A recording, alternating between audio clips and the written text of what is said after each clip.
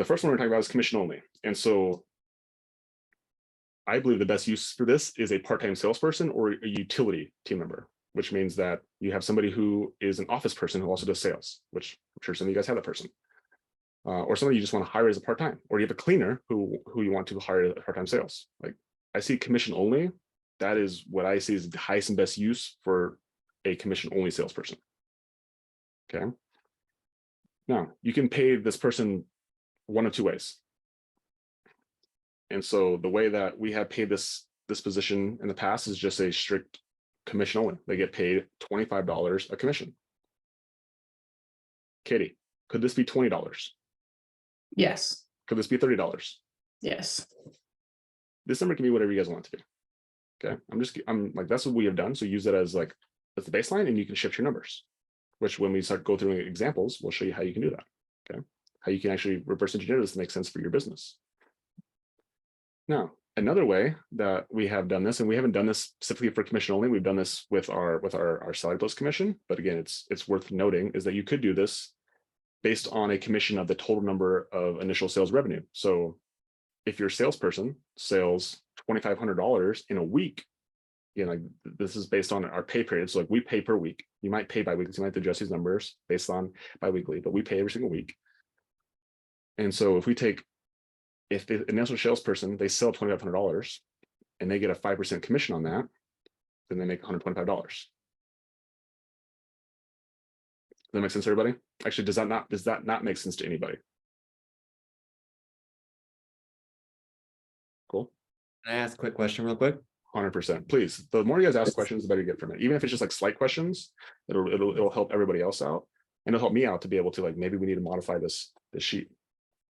So in both scenarios, doesn't really matter, but let's just say they schedule out their sales like later in the month or whatever. Do you still pay them that week, or do you wait till the job is actually finished? That's the question, Nick. Thank you for asking that. How many of you guys else had that same question? Cool. Katie, this was a solution that we just came up with. Not the solution we just came up with, but we tell the answer to it and then the solution going forward for clarity for the salesperson that we just that took us 2 years to figure out. Yeah. So we only pay completed cleans. So sometimes people don't make it to their appointment and they cancel. So rather than paying out the commission at the sales date, we pay out the commission at the completion date. Now, in order for the salesperson to know how many sales they are making for next week, 2 weeks, 3 weeks down the road, if they're booking these out into the future, we have just started forecasting their sales on our intelligence sheet. So now when they make a sale and book it, our VA goes in and puts it on the intelligence sheet in 3 weeks when it's going to be completed. So when the salesperson pulls up the intelligence sheet, they can look at 3 weeks down the road and they can see how much initial sales revenue they've actually generated for that week. And they can anticipate what their paycheck's going to look like. Let's just say they closed 4 sales. So Logan changed that number of weekly sales to 4 and only $2,000. So 3 weeks down the road, they know they're going to make, as of right now, $100 that week. Historically, our salespeople were just like making sales and hoping for a big paycheck, and they had no idea how they were actually getting paid. So we literally last week just transitioned into forecasting their pay so they can actually see if they make a sale today, but it's not going to be completed for 3 weeks. In 3 weeks, they will see what their commission is going to be. Great question. And is this actually currently live?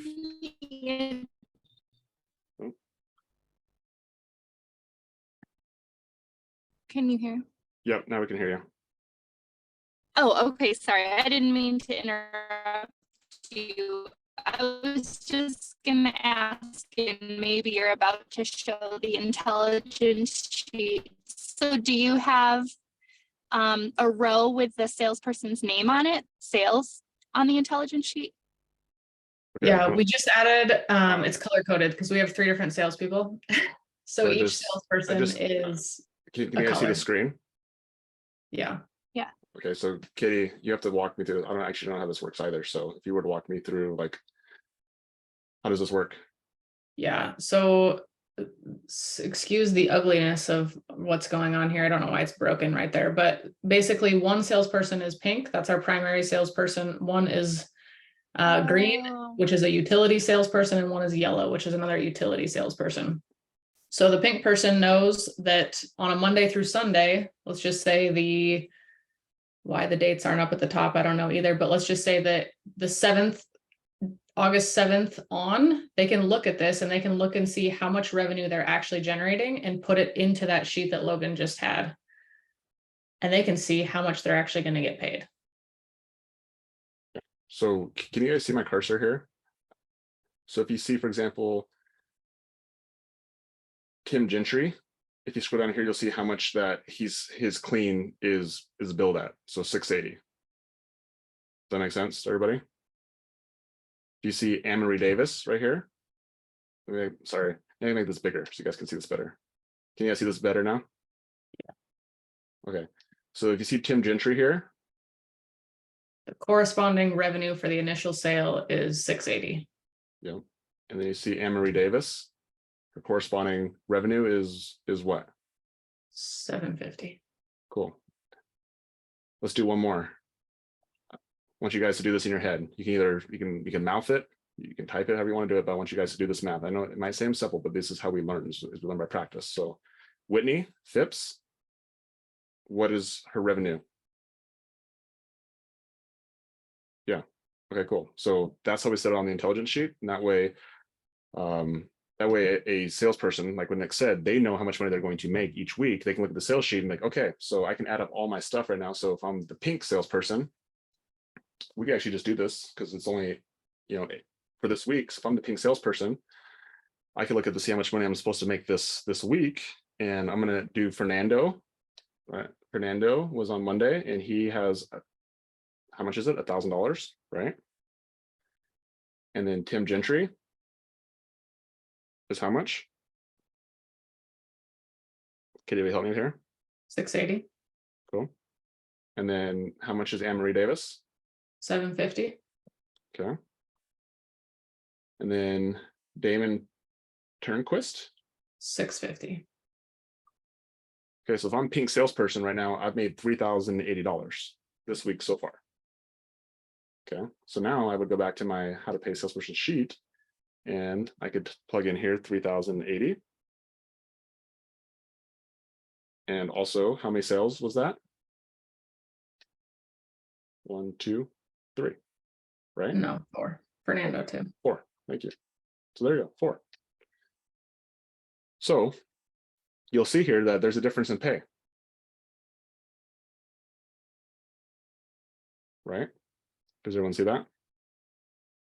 So which one did you choose? Are you having the person go on the commission only, or are you having them do initial sales revenue?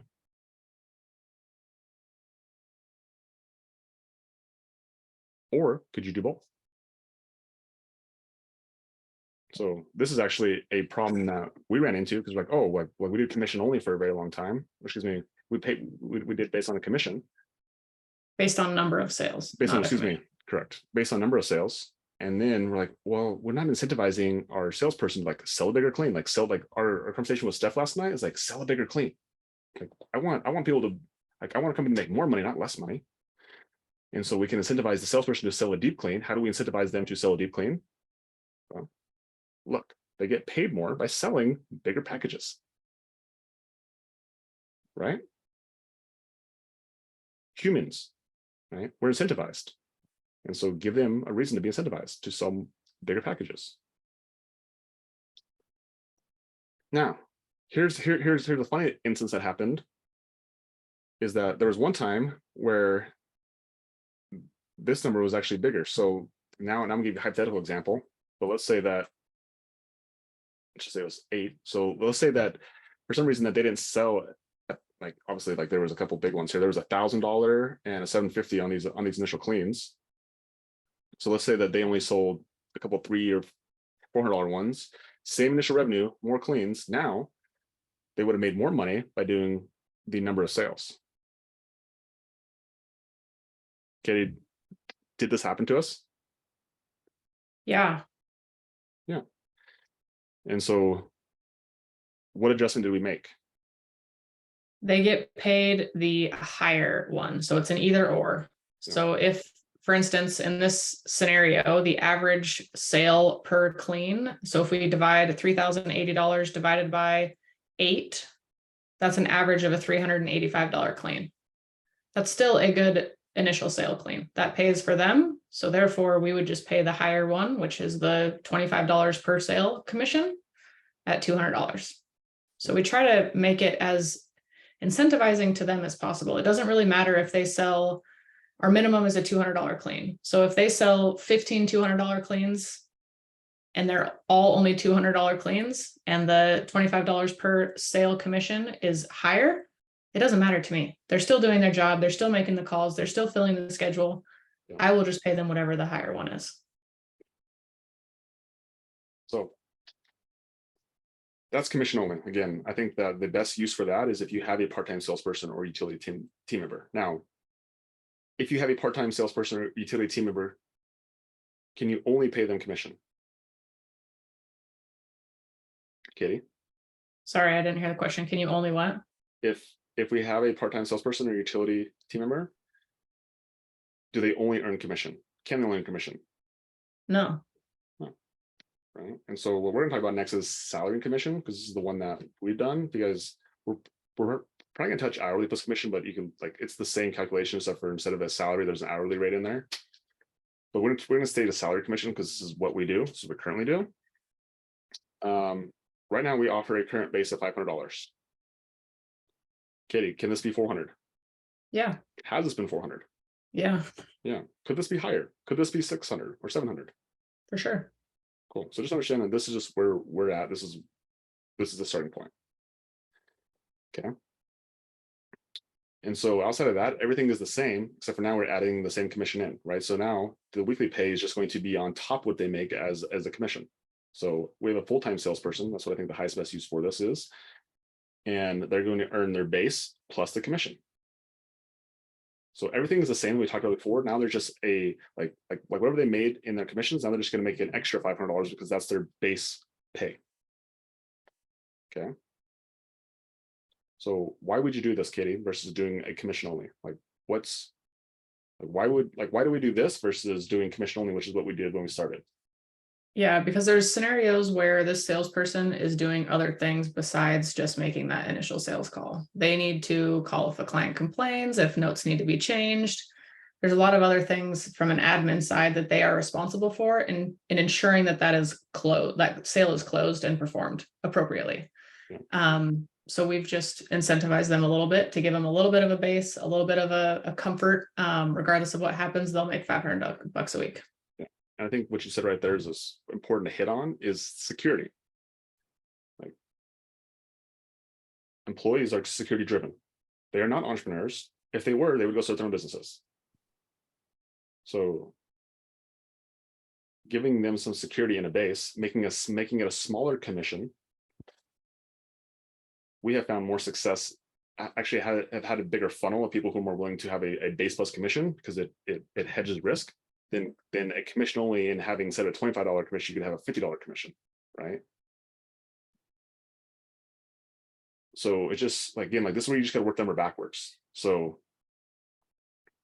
I think a base plus commission and specifically in the cleaning role is so important because it's not a high pressure sale. It's not a hard sell. Like we did a call review with Steph last night. Like there's not a ton of like tactics and like hand-to-hand comment that you would need from like a super highly skilled salesperson. Like if you need a super highly salesperson, then you're gonna probably incentivize them more on commissions rather than a base, right? Someone who's like really, really good at sales, like they don't want a base. They want commission only. Like when I was doing sales for Gym Launch, there was no base. I was 100% commission, but I liked it because my commissions were big. When you're selling $100,000 thing, like your commissions are good sized. They're decent, right? So again, you got to also understand who your avatar is for your salesperson. Cleaning business salesperson is not like, you don't need a ninja. You don't need a super Saiyan salesperson. So congratulations, you picked a great business because you don't need somebody who needs to be super specially skilled in sales. But like we talked about with Steph last night, you need to be proficient. You need to get better, you need to be good, but you don't need to be excellent. So that means that you're also not going to like pay this position. You're not going to incentivize a heavy commission, but you're going to incentivize a good security base. That's my belief coming in how we establish our pay for our salespeople. Okay. Now, a second piece to that is that, again, we want them to be aligned with our goals as well. Like the more the company makes, the more you make. Right? If we can get everyone to believe that, then man, companies grow without you really paying a bunch of like having to put all your sweat effort into it. Like somebody else is going to do it because they're incentivized as well. And so this is what we've introduced is the initial sales revenue plus base, also with a tier system, right? Because we want to create these different tiers and give them and make it into a game. So for example, this week, our salesperson, she did what, $3,000? Is that right, Katie? Is that what we did? $3,095, I think is what it was. And so as you can see here, based on these tiers, which commission, guys, if you guys can either mount this or if you guys are next to your computer, you can put it in the chat, but which percentage is she going to get on that $3,095 based on the fact that she's at $3,095 right now? Which one of these? Five.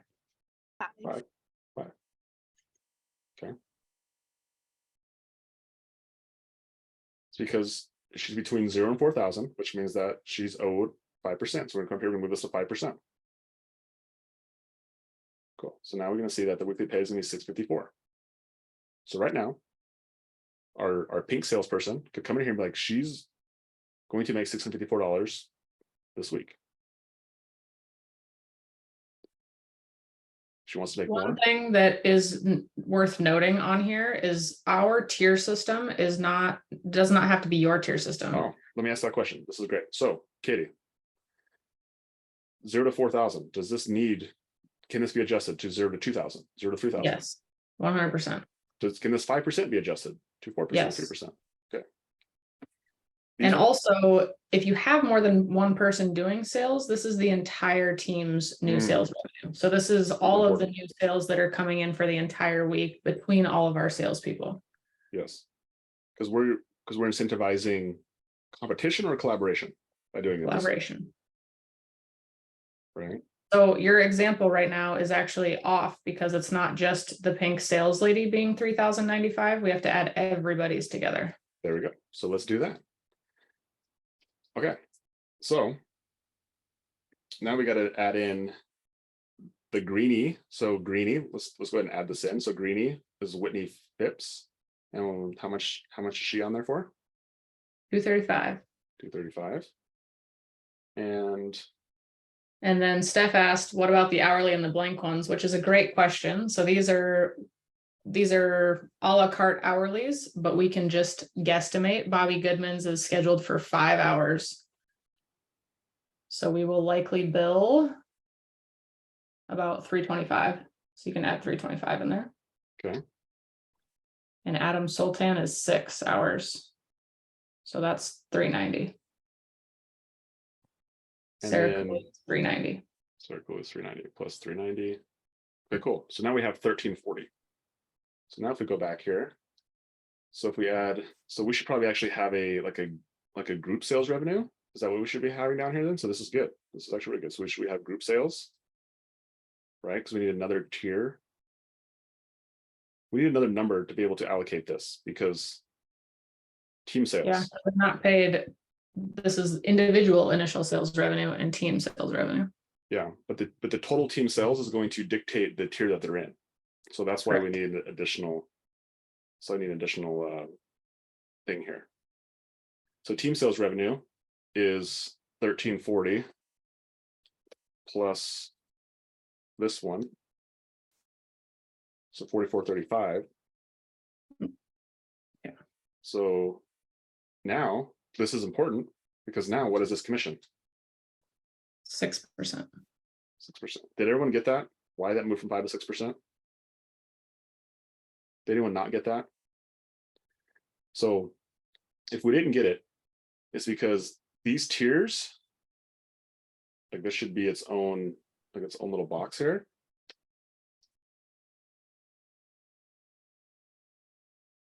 So the tier that they're in is based on a total team.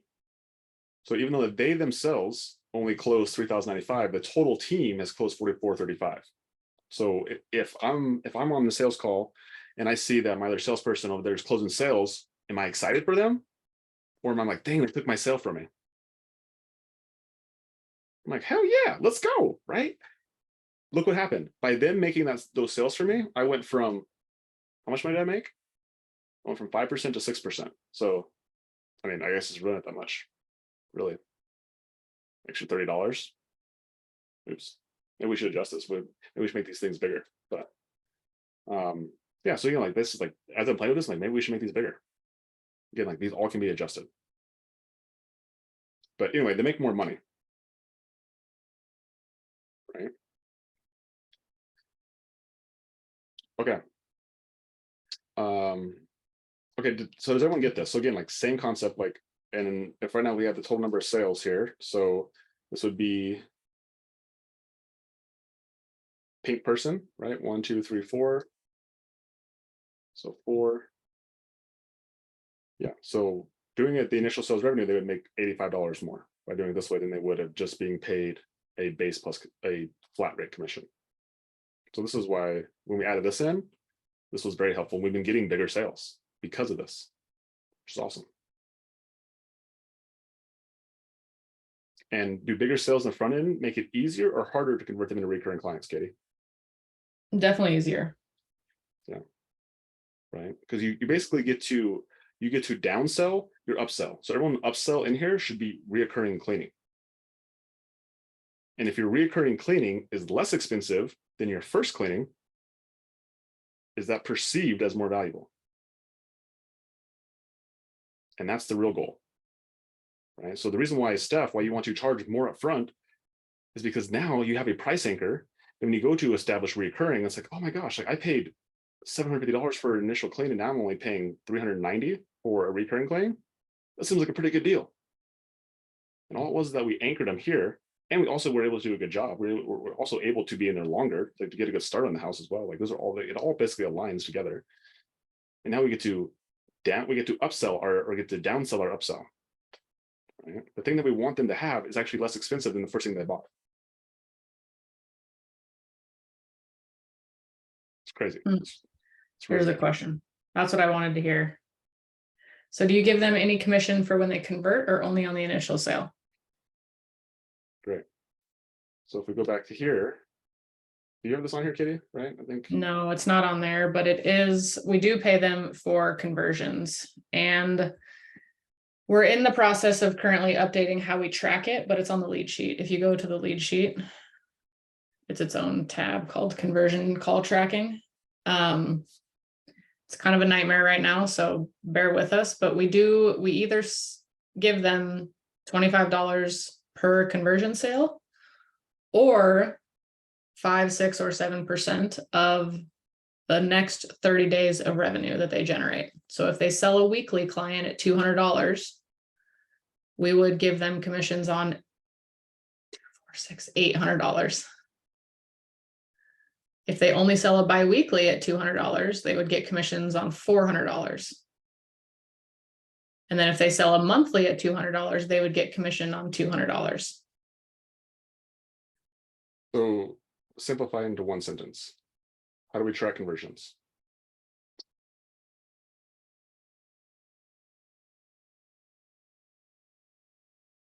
I don't know. We have it on the lead sheet. We pay the commission out for 30 days after their initial claim. Correct. So any claims that happen within 30 days, the salesperson gets a commission based on all the claims. So that means that if they only sell one claim within 30 days, which is a monthly, they get commission on one of those. If they sell biweekly, they get 2 commissions. If they sell every single week, they get 4 commissions. But we don't pay the commissions independently. This is one thing that we actually pay before it's completed. So the moment that it is converted, we will pay it out. There's not a weekly tracking system for 30 days commissions. So Nick, the question that you asked earlier, if they do book for another month out and they're 4 weeks out, we still pay that commission on the date of the conversion. In good faith that they stay on the schedule. Why? I guess that's why. just from the tracking perspective, is we haven't figured out a good system on tracking that.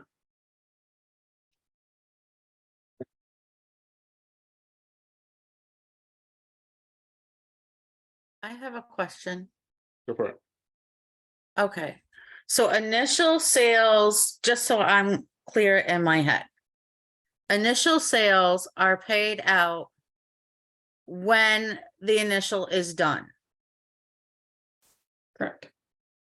Yes. Recurring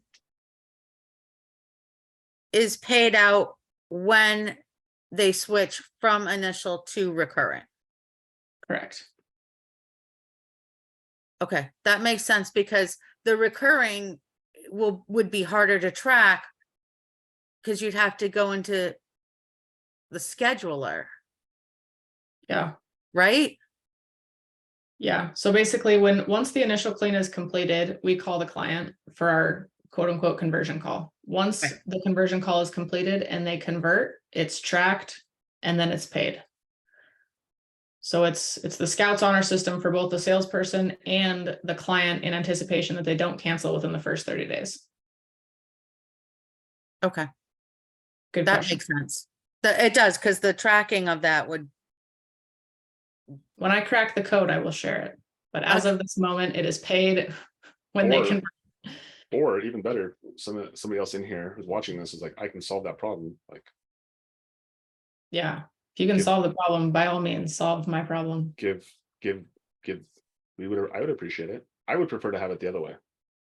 I would prefer to pay it out once it actually hits. So it makes more sense for the consistency of it as well, that we do that way in the beginning. Why wouldn't we do that on the back end? I understand right now that there's not a system, but I think that if someone can figure out that problem, like, we will implement it. Okay, thank you so much. it's awesome. You're So welcome. does anyone get how to do this? So now it's like, does anyone have questions on like where you would start to use this? Like, someone ask a question of like, Renee, if you're gonna hire a salesperson, do you have all the tools that you need? Or what do you like? What question are you asking yourself right now that you need in order to hire a salesperson? Well, this is super helpful because I've been running through my head how many people I need, because I'm getting, and this is not a complaint, I am eternally grateful that I'm getting a lot of leads. Yeah. However, I know that I'm missing some because I'm not getting on them quick enough. So now it sounds like I actually need two people, one that does the text back, right? And then the other person that does the call, So or can I combine that in the beginning? do you have virtual assistants in your business right now?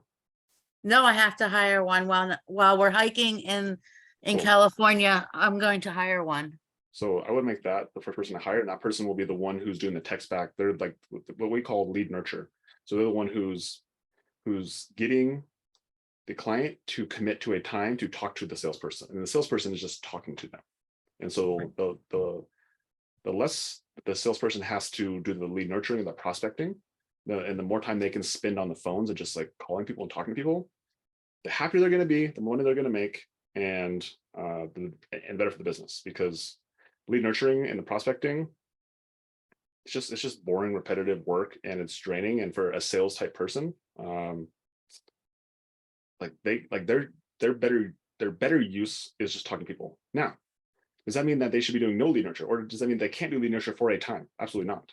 But I'm giving you like an ideal situation. Like, our salespeople do little lead nurture because we have full-time virtual assistants that like their job is to fill these salespeople's schedule. So like all they're doing is talking to people, because a virtual assistant are $4 an hour. A salesperson is quite a bit more, $20, $25 an hour. So I'd rather have them doing higher level things, which is just talking to salespeople, converting things that virtual assistants cannot do. So the lead nurture can be a VA.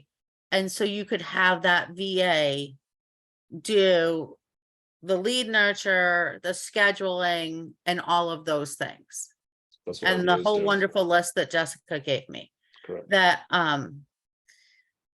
so that's the person I was thinking I needed to hire Yeah. first, because I can still do the sales while we're hiring a higher level salesperson. Yeah.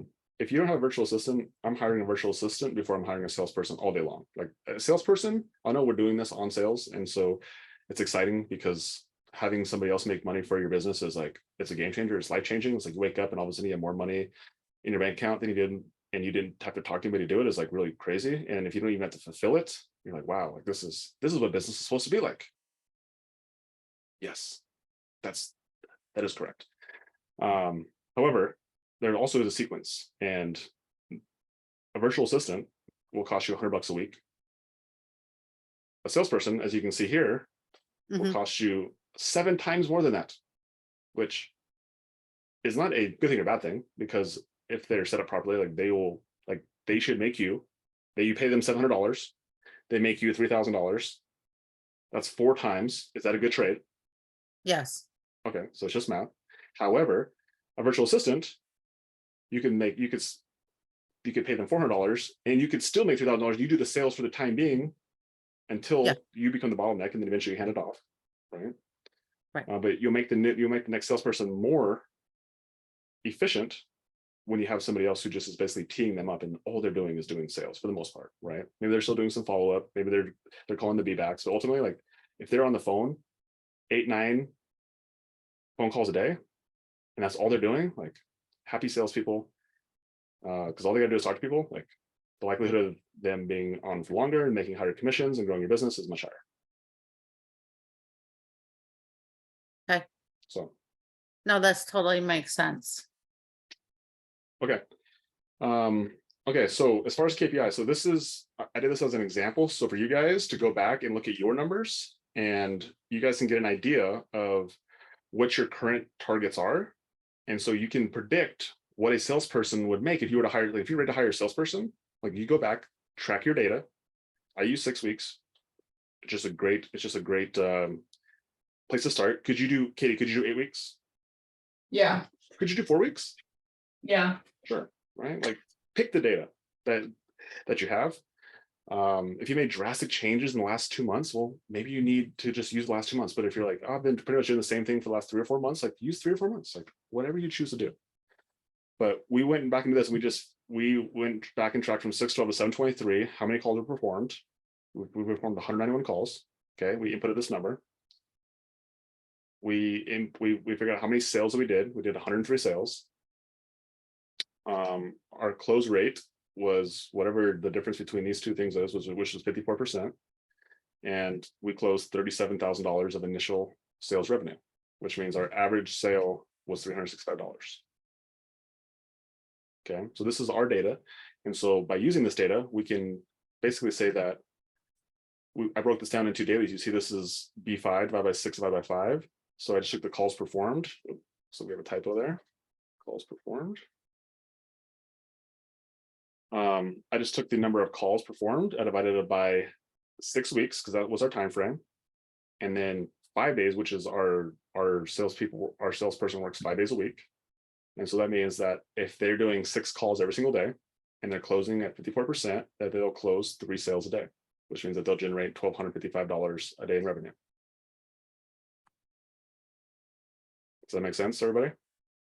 So basically just took these, what it was last 6 weeks, I want to break it down to a daily. So if I'm talking to my salesperson, I'm like, here's your targets for today.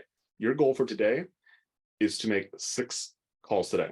Is that something that is actionable and is tangible and a standard that a salesperson can understand and can also achieve?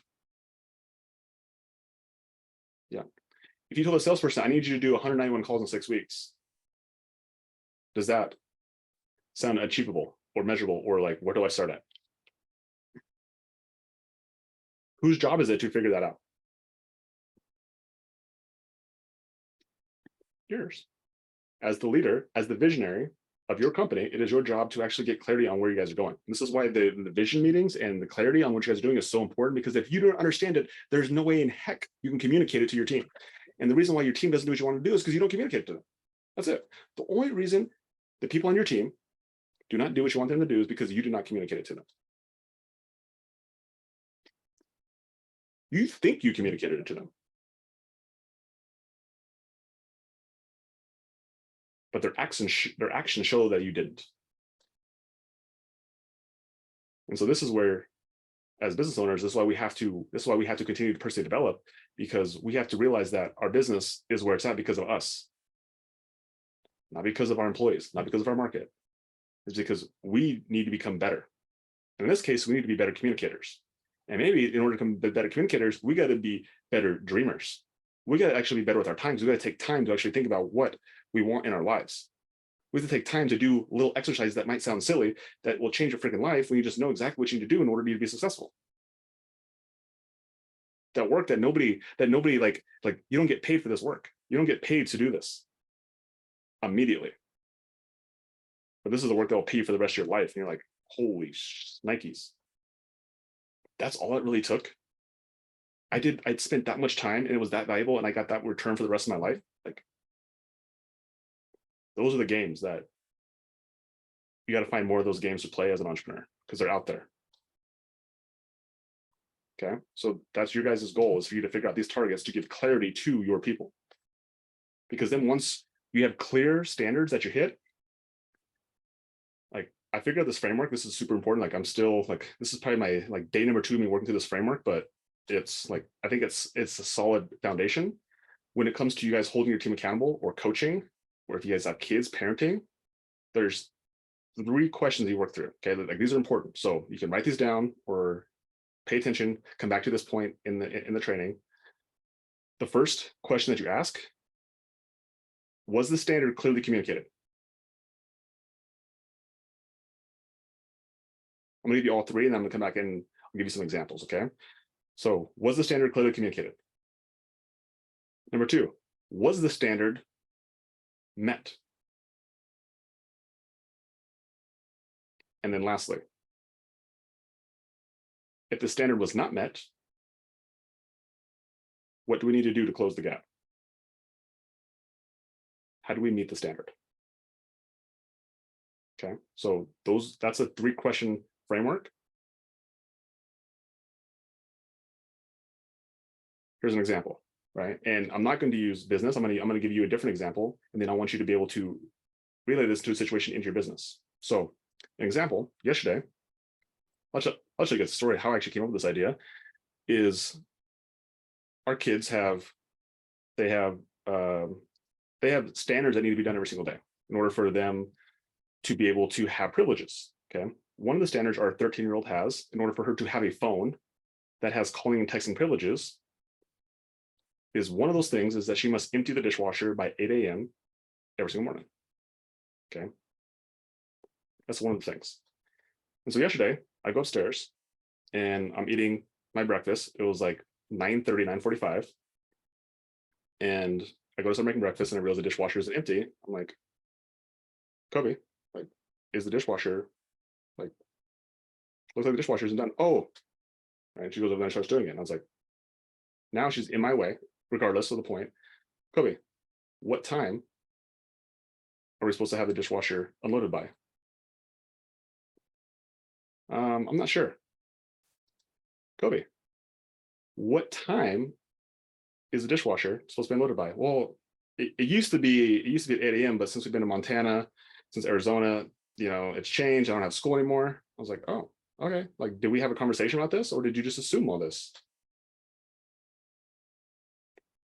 And then she's quiet for a second. I was like, so what time is the dishwasher supposed to be unloaded at?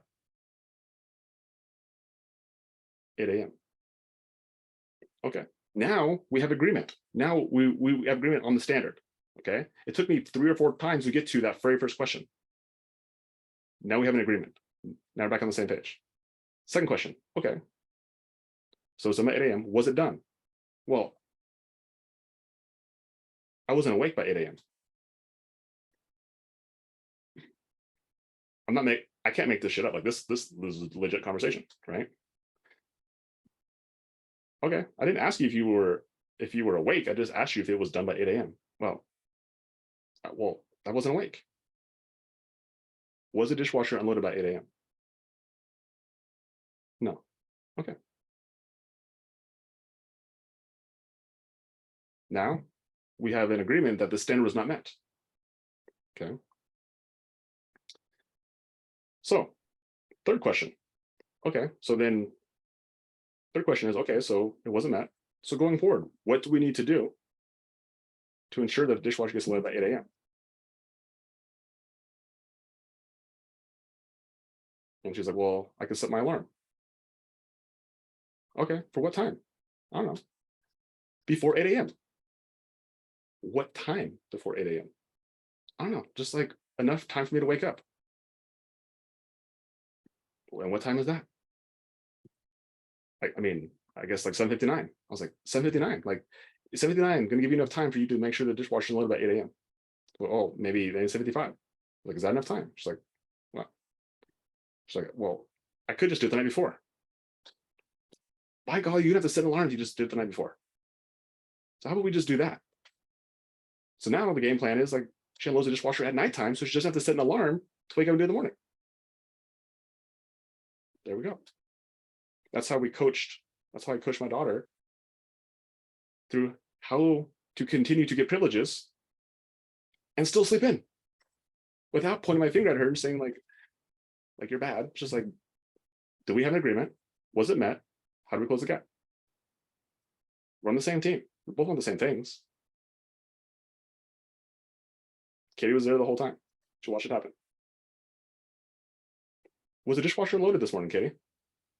Sure was. My golly, weird how that works. Right? And so you can take that framework and put it into your business. Now you can talk with your salesperson. Now you can talk about it with your recruiter. You can talk about it with your techs, right? It's like establish the standard. Do we communicate it? And a lot of times, guys, what you realize is that you didn't do a great job of communicating that standard. You said it once or twice.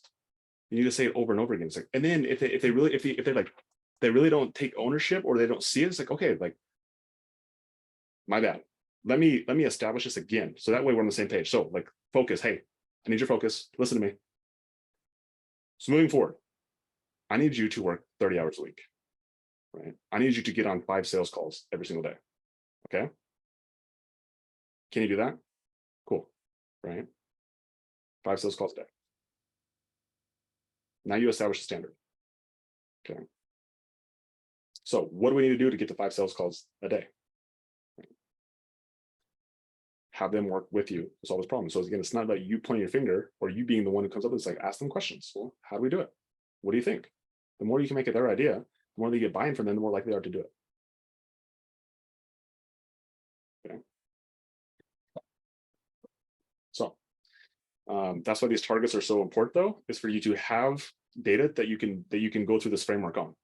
Okay. And so the hard work is not the 3 questions. Like 3 questions are really simple, but it's you having the data and having the confidence in the data that you did the work beforehand to say, okay, this is what you need to do. And so we'll tell one more story here before maybe we'll answer a couple more questions and we'll hop off here for today. So again, thank you guys for hopping on here today. But Katie, when you were sharing this with our recruiter, why don't you can you just kind of share your experience again? Like this sheet is not exactly the same sheet, but think of the same concept of like we were unclear on exactly what we wanted our recruiter to do because it was a brand new position, right? We're like we knew we needed somebody who was dedicated to bringing on cleaning techs and have that be their job, but we didn't know what the hell we were doing, so we just hired the person. And we figured out as we went. And then Katie just recently had a conversation because we finally just got clarity on exactly what this position needed to be. And then Katie, you want to kind of share your story when you were presenting her updated payment schedule with her. Yeah, it was so exciting. So bless this woman's heart. She joined our team because she liked me. She liked the team. She liked our core values. She honestly just liked our mission. And she's been on a wild ride with us. And for a long time, her pay did not align with the overall direction the company needed to go. She wasn't making a lot of money. She was stressed out. We actually tell her a little bit kind of how we started it, because this is where we were oblivious, but this is what we did. So how did we incentivize her? Like what were her goals that we originally had? Yeah, so she had a base salary of $500 a week, which is all she made for the first few weeks, because her bonus was, or her commissions was based on how many techs were in the top tier of pay. So any tech that had 34 plus job ticket hours, she was bonused for. Let me correct that. Any tech 4 plus in that top tier. So she didn't get bonus at all for 0 through 4. So she needed more people in that top tier. And after meeting with a few of our other technicians, we realized that like 34 job ticket hours week after week after week after week is not something that is sustainable for an average female human body.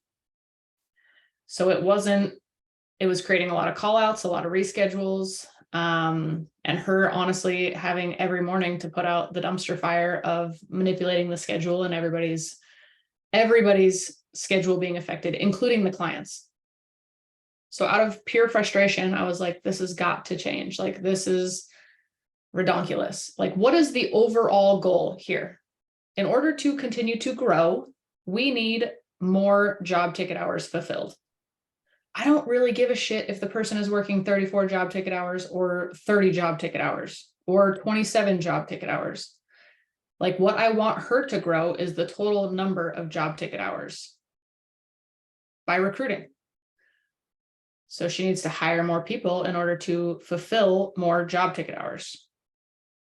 So we literally we created a spreadsheet, just how to pay a salesperson, but it's how to pay a recruiter, and it's solely based on job ticket hours. So the more job ticket hours that she is able to assign each week, the more she gets paid. And when I presented this to her, it was like all of the light bulbs went off, and she was like, I see it. I understand where I am going now. Yeah. Because you put in there, like, our goal right now, that we have the team sees every single week at our vision meeting. So if you guys are watching our vision meetings, you'll see that our goal right now is $125,000 a month. Like, that's our goal right now, which is 535 job ticket hours. So Katie, like, explain exactly how you shared the numbers. Like, did you share like what we're at right now versus when we had our goal, like how much money she make? Like, what did you do? Yeah, exactly. That's exactly what I did. So I actually brought up a little bit of history in her previous paychecks. And I was like, these weeks that you didn't make anything, you would have made this had we known what the hell we were doing. I sincerely apologize. We didn't know what the hell we were doing. Now we have better clarity in where we want to go and how to incentivize you properly. This is what last week's paycheck will be. This is what next week's paycheck we can anticipate being, knowing that we're onboarding 3 new techs. And then when we hit that $125,000 revenue goal, this is what your paycheck will look like, knowing that we have 535 job ticket hours. Yeah. And then even extending that out to our ultimate goal is $2 million run rate, like what her paycheck would look like on a weekly basis at $2 million.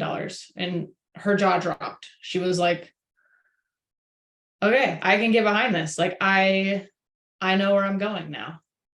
She caught the vision because you showed it to her. She caught the vision. Now she's just as hungry to make $2 million as we are. Right? Salesperson, same thing. Here's what it looks like when we're making $2 million. Cleaners, here's what we're making. We're making $2 million. Virtual assistants, here's what you're making when you're making $2 million. Everyone's super jacked. That's the work you do up front, though. Like, you got to do that work up front. And honestly, like, it goes back to what I talked about yesterday. You have to be, you got to come from a place of give, like in service. Like, if you're scared, you're like, and this is even, Katie, like, do you want to be vulnerable? Yeah. So okay. Yes. It's good. We were at a 9-year-old's birthday party, and some friends of ours, 9-year-old was turning 9, and there's some other parents there, and I just casually am starting conversations, and one girl is a cleaner for another company in town. She has no idea who I am or what we do or anything, and I'm just like quizzing her, asking her questions. I'm like, oh my goodness, how many employees do you guys have? Like, what kind of money do you make being a cleaner? Just like asking her all of these questions, and she told me she makes $30 an hour. And I was like, fuck, like, how do we pay our techs $30 an hour? Like, I was like, damn, okay. It hit me really, really hard. So Logan has been helping figure out how to give clarity to the cleaners. And one of our biggest downfalls is attrition. We have techs come and go, like there's a whole massive hole in the bucket and we can't seem to clog it. But after hearing this lady say that she makes $30 an hour, Logan, bless his heart, was like, let's just pay our techs $30 an hour. And I was like, but how? And he's like, if we do $30 an hour, we can actually raise our prices and our profit margin goes up. Whereas right now with the revenue share, every time we raise our prices, the profit share stays the same. And I was like, okay, interesting. So like by giving more to our techs, we could plug this massive hole that we have. Like we can be the best company in town. We can literally pay the best in town. We can serve the best in town. We can have a better training system. We can get our techs on board and they can make $30 an hour. So they can live off of this, only working 30 hours a week, not 40 plus and die. I was like, okay, I see the vision. Like, yes, how do we do this? So tomorrow we're rolling out a new empowerment pay that's got 2 tiers. And it's less than 29 job ticket hours is $20 an hour. And more than 20 job ticket hours is $30 an hour. Would you like to work 29 hours or 28 hours? Like $10 an hour difference. But it's terrifying because I was like $30 and like our overhead is going to go up because right now we're not paying that much. How much? You did the math on it. Because again, it's always important to know the math. So you did the math. Like if we had done this last payroll, how much would it have increased it? Just over $2,000. So, but say the numbers. Like what was it last week, and what would it be? Yeah, last week's payroll was $12,000. In the old method, it would have been $14,000 had we paid everybody $30 an hour. Yeah. So where does that $2,000 go? Where would it have gone? Into my pocket. So again, like this is where you have to like continue to play a bigger game. Is like, this is literally the question I had. Who's going to value that $2,000 more? Like who's that $2,000? Like, is it going to change your life, Katie? No, Will it change the cleaners' lives? for sure. And that's where it needs to go. Right. So giving you guys like just like this was our conversation we had right before this. And so it's like there's no book on this. There's no like sometimes it's just like these are the filters that I want to share with you guys just to understand how we think we do. So you can like take them. You don't have to think the same way we do. I'm just giving you a filter to think through decision making, because a lot of times it's like these are the things that like what's holding you back is this right here, is that you're worried about $2,000. And if your goal is to make $2 million, like, bro, if you're worried about $2,000, you ain't making $2 million. So if you'll make $1 million, quit worrying about a couple $1,000s. Like put your focus on where it needs to be. So, okay. Hope you guys got value from that. Thank you, Katie, for sharing that. Renee, you got one more question? Yes, please. Cool. Okay, so are you switching out of? We're making version 2.0 of Empowerment Pay. And so we're not, Katie probably talked too much. Don't do this. Yeah. Do not do I told this. you too much. I'm sorry. Do not do this. No, you that. did. I just want to make sure that No. We're testing things. We call this effing around and figuring out. We're just effing around and figuring things out. And we're not telling you to do this at all. Katie should have said exactly what we were doing, but we're just testing things. And if it works for a long enough period of time, we'll share with you our results over the course of time. And if you guys want to implement things from it or implement it, you guys are more than welcome to, but continue to do Empowerment Pay the way it is. It works. We are also in a different season. So right now, that $2,000 of profit is not something that is truly going to change my life. I think for a lot of people here, that $2,000 is still necessary. So having that commission as a revenue share is a sure way to protect yourself from over. It is the smartest way to achieve financial freedom. Yes. We are at a completely different season right now. Once we have success and we experience this, or we don't have success and we completely bomb out, we will report back to you what the outcome is. But for right now, the best way historically that we have found, and for the season that took us to $100,000 a month, was definitely revenue share commission based. It protects you against overpaying people. That's a great point there. Yeah. Thank you, empowerment pay. Katie, because that's what I have plans on switching, probably October 1st. Yeah, If I would you- still 100% recommend revenue share. I think it's an amazing opportunity for the cleaners. It's an amazing opportunity for you to protect yourself from honestly overpaying people.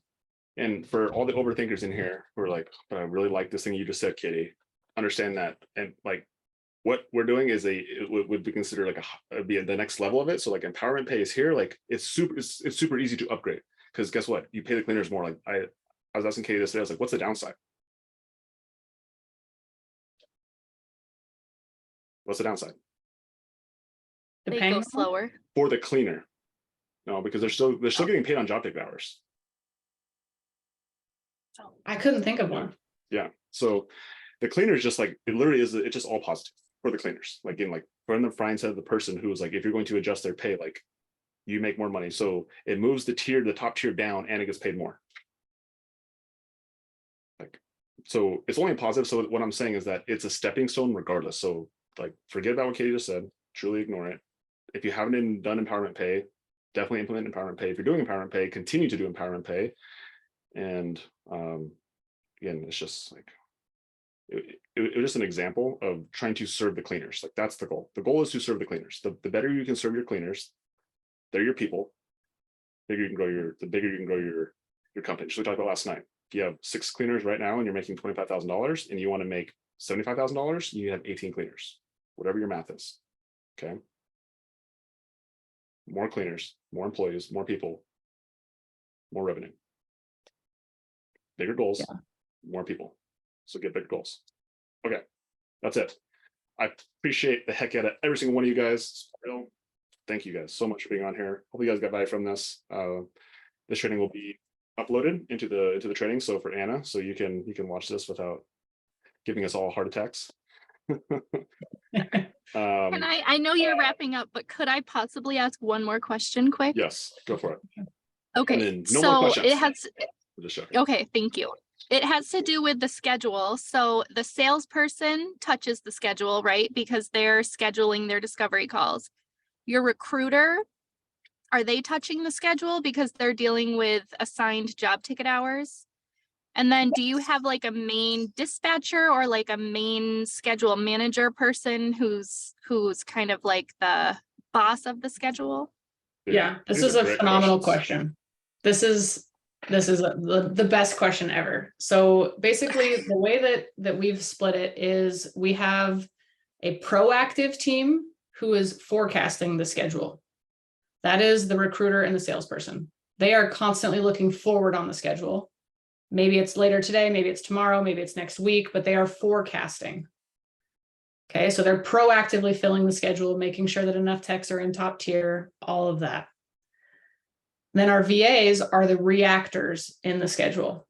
Cancellations, call outs, all of those last minute items that need to be handled are the VA's responsibility because it's usually just resolved by a quick text message. Rarely does the phone actually have to be picked up. So we have 2 different teams essentially who manage the schedule. There's proactive and reactive. Both are equally important. Yeah, But basically sales and recruiting is proactive, VAs are reactive. Great question, Anna. That's a fire answer. I actually I never heard you said that before. That's really good. You don't attend our daily huddles. No, I'm not part of them. Awesome. Okay. Great question, Anna. Thank you guys for being on here. Again, thank you guys for being on here. Thank you guys for engaging last week. Just super appreciate you guys. Like this is super fun. Hope you guys can tell that like we get excited about this, and it's only fun when we have people to hang out with. So yeah, thank you guys, and bring people on here next Tuesday. Let's show up for the community. Bring people in here, show up for Kale, and yeah. Just appreciate you guys. Nick, we'll see you on Friday, and Renee, we'll see you, I think, on Friday as well, or Thursday. Wait, I got one more question. I'm gonna fire you. I was listening to you guys' vision meeting. You're fired. Anyways, your guys' like team meetings on Tuesday, right? Monday. Is that like Tuesday? everybody? Or Okay, ask the question again. Okay, so I saw Katie was talking about, she has like the 5 PowerPoints for the team meeting. Okay. Is that like just with your cleaners or like everyone on the Bozeman 5-star team? Everyone attends that. So Um, what's like your, like, let's hold just on. We have a vision meeting, which you guys all have access to. Does anyone here not have access to the vision meetings? Does anyone not have actually the vision meetings? Katie, do you have the links?